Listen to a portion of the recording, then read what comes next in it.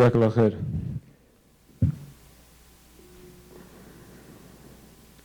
So our program this year is all right. Let's see if this will cooperate. Our program this year is called Selfie of the Heart, an Inward Reflection. And we're very excited to have with us, again, Imam Khalid, Latif, and Ustadha Yasmin Mogahed, if I can ask them to join me on the stage. The Prophet ﷺ said in a hadith that in the body there is a lump of flesh. And if that lump of flesh is right, then the entire body is set right. And if the lump of flesh is corrupted, then the entire body is corrupted. And verily, it is the heart. Our heart is the core of our existence, and it is the place by which the correctness of our deeds is judged. The Prophet ﷺ said, actions are judged according to their intention, and the place of the intention is not on the lips, it is in the heart. More specifically, for this year in particular, we're focusing on the fact that our heart is a sponge. It absorbs everything we expose to it, including our daily routine, such as Facebook, Twitter, Instagram, TV, music, the food we eat, our sleeping pattern, the mic that falls, our health, right? So we're going to try to take an inward look. If I can get this to stay. All right. Okay. We're going to try to take an inward look and see how this is all affecting us and how we can maintain the spirituality of ourselves. So inshallah, we'll start the program. So actually, to take a step back, so the format of the program is going to be, we're going to have Imam Khalid and Ustadha Yasmin start off the program with some short speeches, and then we'll have a short break and a presentation, and then we'll go into Q&A. And Q&A will be a bulk of the program. It'll be about an hour and a half or so. And that will give you the opportunity, give us the audience the opportunity to basically ask our questions. We tried this last year, it was actually quite successful, so inshallah we're hoping to follow the same format. And then after the Q&A, we'll at about 3 o'clock, maybe a little before or after, we'll start the Qiyam in the main prayer hall, and then we'll end about 3:50, and we'll have some time for suhoor. So we're going to start with Imam Khalid. So Imam Khalid is University Chaplain for New York University, Executive Director for the Islamic Center at NYU, and Chaplain at the NYPD. He was appointed the first Muslim chaplain at NYU in 2005, where he began to initiate his vision for a pluralistic future on and off campus for American Muslims. He was also appointed the first Muslim chaplain at Princeton University in 2006. Spending a year commuting between these two excellent institutions, he finally decided to commit full-time to New York University's Islamic Center, where his position was officially instituted in the spring of 2007. Under his leadership at the Islamic Center at NYU became the first ever established Muslim student center at an institution of higher education in the United States. Imam Latif's exceptional dedication and ability to cross interfaith and cultural lines on a daily basis has brought him recognition throughout the city. So much so that in 2007, Mayor Michael Bloomberg nominated Imam Latif to be the youngest chaplain in history of the New York City Police Department at the age of 24. Through his work, Imam Latif has demonstrated not only an exceptional dedication to gaining and disseminating religious knowledge and values, but has begun to carve out a much-needed space for young American Muslims to celebrate their unique identity and have their voices heard in the larger public space. Amongst many awards and distinctions for leadership and community service over the last few years, Imam Latif has been named a Global Interfaith Visionary by the United Nations Temple of Understanding in 2010, one of 100 NYC luminaries of the New York Public Library in 2011, one of the 500 most influential Muslims in the world by Georgetown University's Prince Al-Walid bin Talal Center for Muslim Christian Understanding and the Royal Islamic Strategic Studies Center, and most recently, a Distinguished Alumni Service Award from NYU this year. Without further ado, Imam Latif.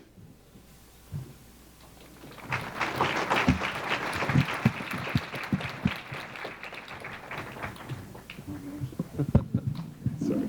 I think you're a little taller than I am.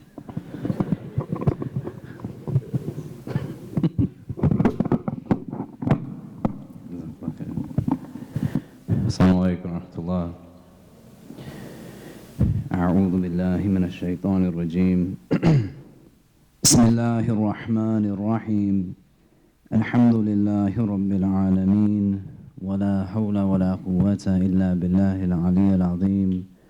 والصلاة والسلام على أشرف الأنبياء والمرسلين وعلى أهله وصحبه أجمعين.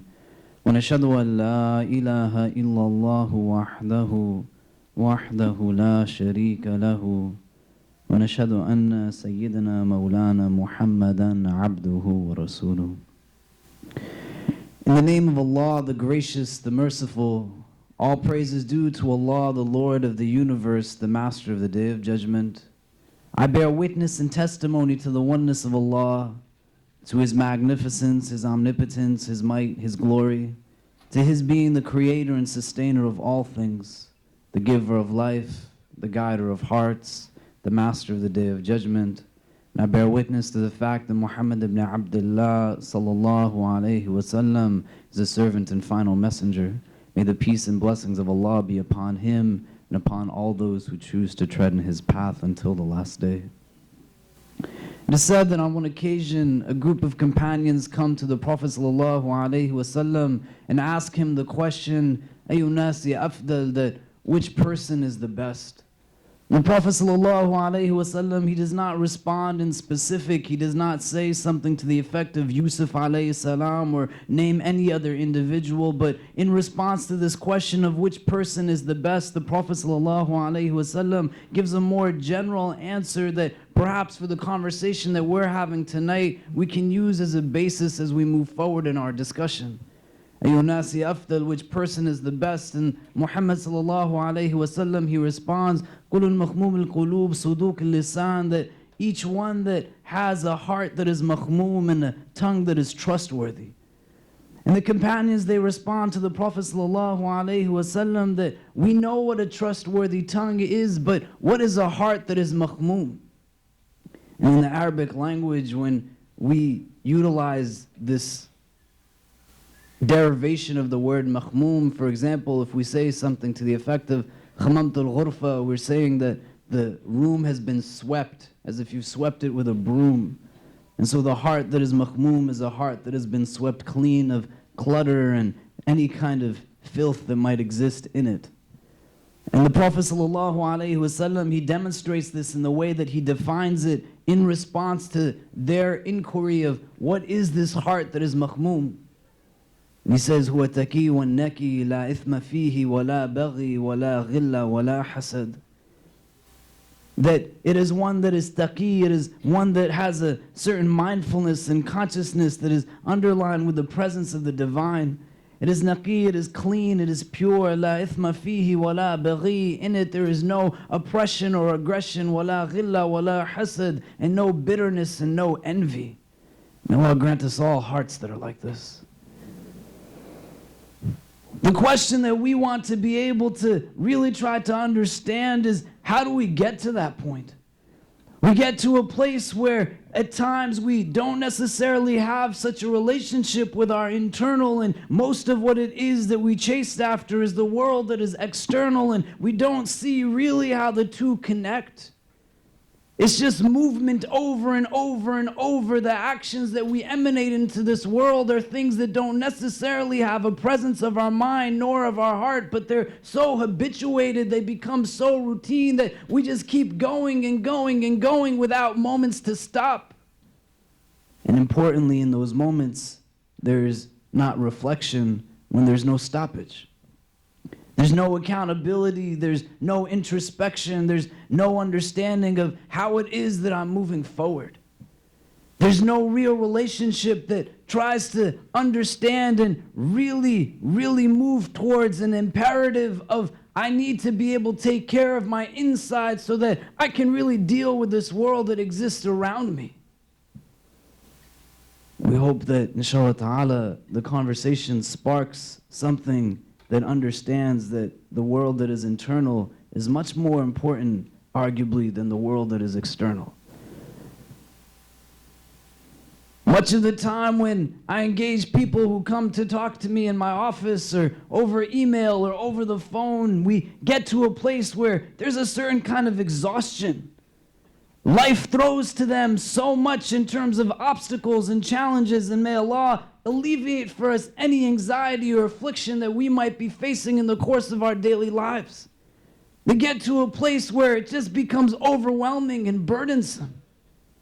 And as they're trying to navigate their way through it, there's not really any remedy or outlet that they know how to embrace to get them recentered and be able to deal with the reality that is their life. This afternoon, I shared with the brothers something that I would share with you again here tonight. One example of many of those who have come and we've had these kinds of conversations. A woman came to me in Washington, D.C., and she asked me after a conference that I was speaking at that, can we talk to each other in private? I said, sure. When we sat down, she started to tell me about a young South Asian man that she was hoping to get married to. She herself came from an Eastern European background, born into a Muslim family. And she said that my own family, my mother in particular, wants me to marry somebody from our own community. And she said that the men from our community, they're nice, but they're not so ambitious. Many of them, they don't really pursue their own educational careers in any real mindful way. Many of them drink alcohol, and not just casually, but excessively. And I'm not judging them. I just know I won't be compatible with them. She says that this man, I know that he and I would be good for each other. He reminds me of Allah. He makes me feel like a better person. I want to really be good, and I know we would be good together. She wasn't 17 or 18. She was probably 35 or 36. And as we're talking, she says that when I tell my mother I want to marry this man, she says to me things as, I wish you were never born. That if you were to marry him, I would kill you. That if you even bring up his name, I will kill myself. And she's letting it out with a lot of emotion, a lot of tears, a lot of things coming out from the inside. And she says, what should I do? I couldn't tell her, yeah, of course, go and marry this man. I don't know her. I don't know him. He could be a total idiot. I don't know.